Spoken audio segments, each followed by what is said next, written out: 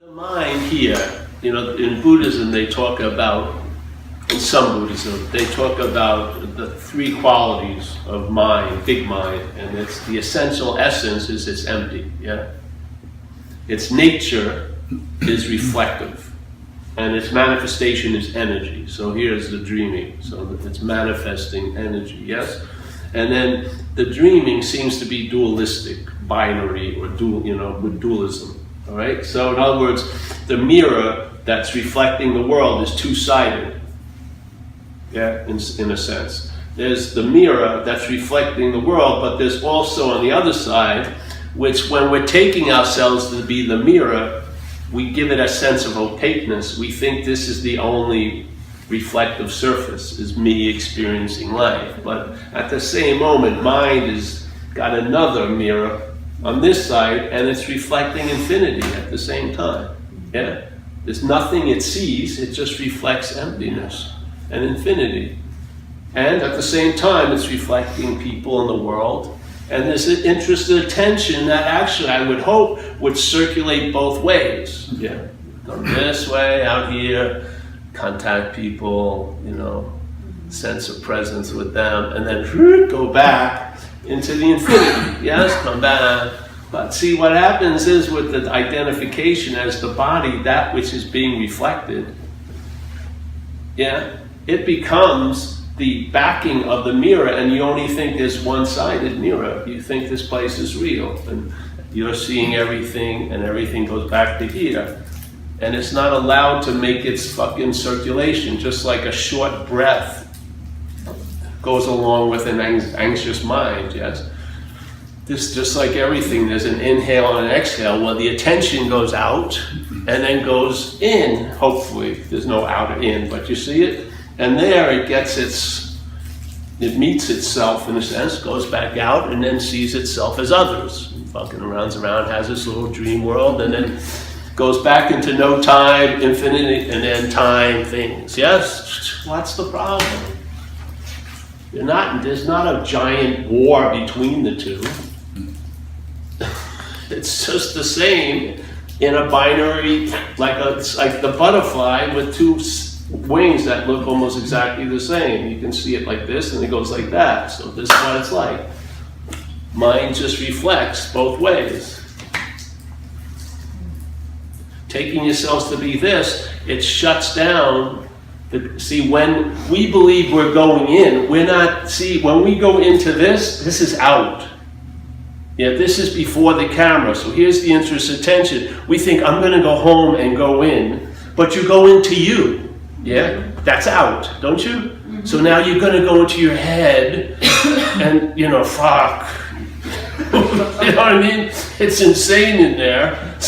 Yeah, so you're like, I've had enough with the day, I'm going to go in, but you go into what's out. The thoughts, yeah? So this in that's out has taken the place of the in, yes? So we're thinking out, in, out, in, out, in. No, this is out.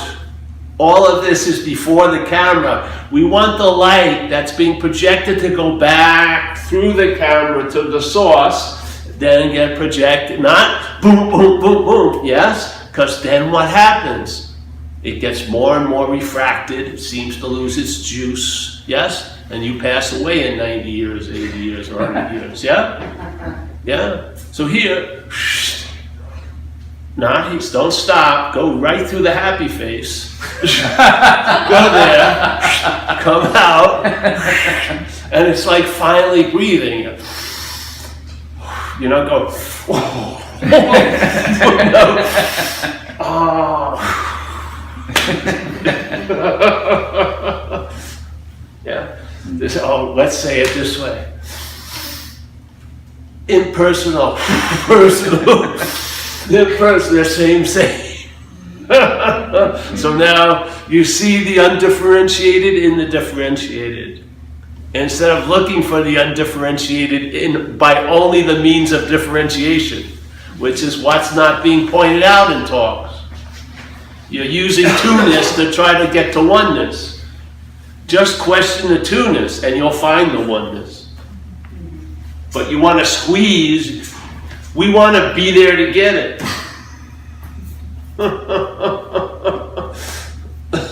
I want to experience my fucking absence. I'm not leaving until I do. All right, well, continue on. I got it. And then a day later, I lost it. Haven't we been through enough? Haven't we jumped? Haven't we, all of us, there must be a couple hundred years of spiritual whatever, haven't we grabbed enough gold rings on the little carousel? You feel great the first rotation. Oh, I got it. And, wait a minute, then why are you going for a fucking another ring? I want a bigger, better. Yes. It's all, that urge, that drive of seeking, being claimed is what implies the seeker. Yeah? So for the seeker, which is the main event for the mental state to be emphasized, it needs seeking. Because it's got to claim the verb to imply the noun. It can't arrive at the noun without claiming the verbs. The seeking, yes, is what implies the seeker. Yeah? It's not the seeker seeking. The seeking claimed implies the seeker. Now, if seeking for something if there's a lot of meaning in what you're seeking, called spirituality, then what happens is there's a bigger reflection of a bigger seeker. A much smaller reflection if you're seeking a fucking latte, because it doesn't mean that much to you. But let's say fucking transcendence, whoa, seeking big full-length mirror of the seeker.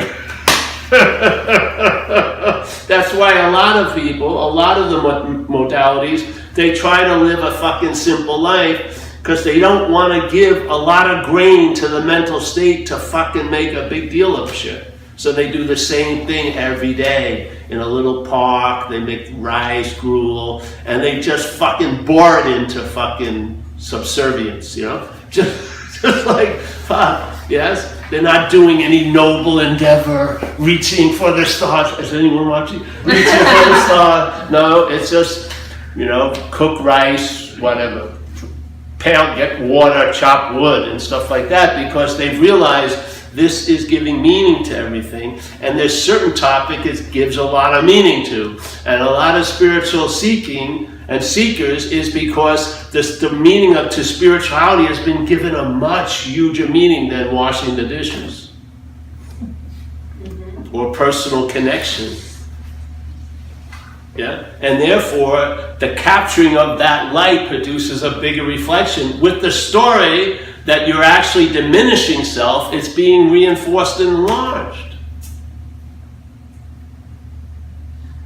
This is what they've been warning. Read it. Read Hoang Po. Read Nisargadatta. Read Ramana Maharshi. They're constantly pointing to this idea of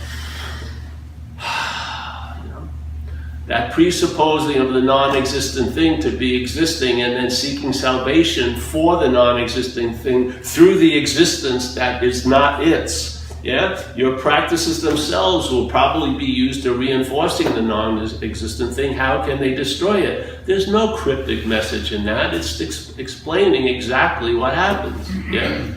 Yeah? Unbeknownst to us, we're looking for what we are from what we're not.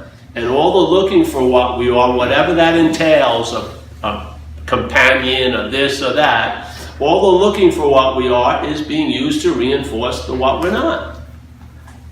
Who would have known? Who would have thunk? That's why they wrote it. Because they know we know, but it needs to get triggered. So it gets triggered by hearing it, or you read it, and bing, and then something occurs. And then with me, when I heard these things, what it triggered was going through years of living in like a split second, and it told me that's what was happening since I was a young kid. I've been trying to get out of self as self. I was using the Buddha to seek the Buddha. All that, it explained all the behavior that I saw in this little like time travel log that took like a second. I just was like, whoop, saw the, whoa. And okay. My pants are down, why pick them back up? Just sit with it. Sit with the root awakening. That all your attempts to get out are reinforcing the idea of being in. What?